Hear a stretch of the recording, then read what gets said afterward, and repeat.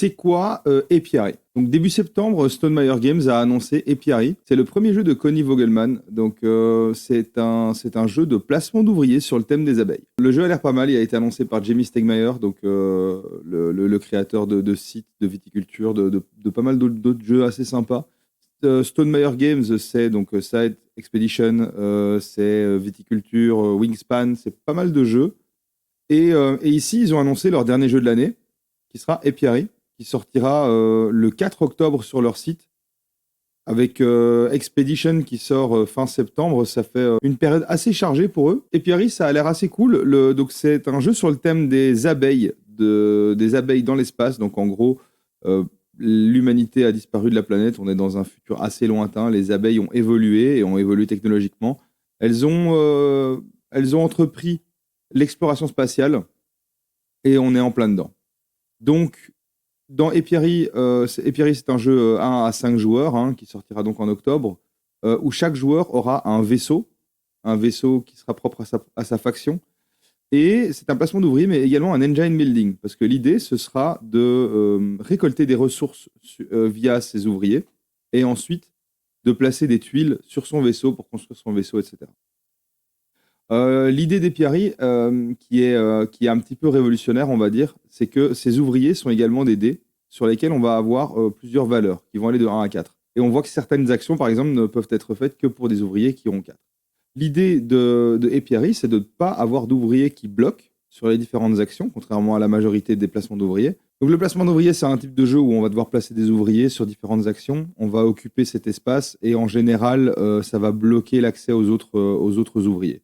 Donc, dans les placements d'ouvriers connus, on peut parler d'Inogenics, on peut parler de Dune Imperium, on peut parler de pas mal d'autres jeux. Et ici, l'innovation, c'est que l'ouvrier ne bloque pas. C'est-à-dire que quand on veut placer un ouvrier sur une action qui est occupée par un autre ouvrier, on va juste l'éjecter. Et cet ouvrier va prendre une valeur sur son ouvrier. Donc, les ouvriers ont des valeurs de 1 à 4.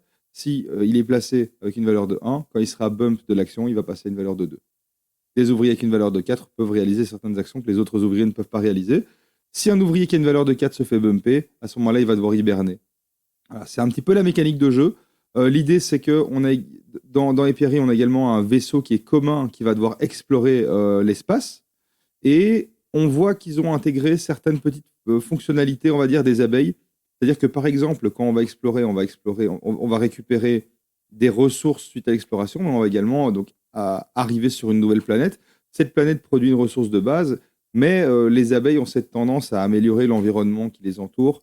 Et ici, c'est traduit par le fait que à chaque fois qu'on va revisiter cette planète, on va pouvoir déterminer de nouvelles ressources que cette planète va générer. Les ressources, ensuite, on va les utiliser pour les transformer en miel, les transformer en cire, etc. Et ces mêmes ressources vont être utilisées pour améliorer les vaisseaux et faire de l'engine building. Les règles du jeu sont dispo sur un Dropbox. Moi, je conseille souvent d'aller voir le site de Stonemaier Games parce que c'est un éditeur à qui il tient vraiment à cœur de créer un esprit de communauté. Ils ont une communauté assez forte et ils partagent énormément de choses. Par exemple, la chaîne YouTube de Stonemaier Games est assez souvent alimentée de vidéos par Jamie Stegmaier qui parle également de la manière dont les jeux ont été designés, etc. et du processus de création autour des jeux. Alors, l'artiste qui a travaillé dessus, c'est Kwanchai Maria. Alors, j'espère que j'ai pas écorché le nom, mais si on regarde, l'art est vraiment assez stylé. Je trouve qu'il y a un soin qui a été donné à la direction artistique. Ça donne vraiment une chouette ambiance. Le jeu a l'air assez cool. Moi, en termes de lore, et ça a été avoué de Jamie Stegmaier également, l'inspiration vient d'un roman qui s'appelle Dans la toile du temps, il me semble. C'est un roman qui est assez cool où, dans l'idée, les humains veulent coloniser une planète avec des singes et un virus qui va accélérer l'évolution. Le but étant évidemment que les singes évoluent dans une forme humaine préhistorique, que ces humains primitifs colonisent la planète, la rendent habitable et que les humains du futur, entre guillemets, puissent venir sur cette planète une fois que la Terre n'est plus habitable. Enfin bon. En gros, c'est l'idée du roman. Sauf que là, il y a un problème qui fait que les singes n'arrivent pas sur la planète et que des araignées profitent de ce nanovirus et évoluent. Voilà. Et donc ici, on a vraiment une influence de ce roman où on voit des abeilles qui ont évolué, qui vont coloniser l'espace, etc. Je trouve ça assez intéressant. Et alors, si j'ai bien suivi, donc c'est toutes les informations qui sont trouvables même dans les dans les vidéos de la chaîne YouTube de Stonemaier Games. Hein, Jamie Stegmaier fait souvent des lives. En gros, à la base, c'était un jeu sur le thème des abeilles. C'est pour ça qu'on voit une intrication avec les abeilles. Hein. Par exemple, les abeilles qui vont à un moment devoir hiberner, les abeilles qui améliorent leur environnement. Des abeilles de niveau 4 vont pouvoir effectuer des danses qui vont donner de nouvelles fonctionnalités à la ruche dans sa globalité. Par exemple, la possibilité de transformer des ressources différentes grâce à ces danses. Voilà. C'est toutes des choses qui sont un peu propres aux abeilles. Je ne suis pas expert en abeilles, mais voilà.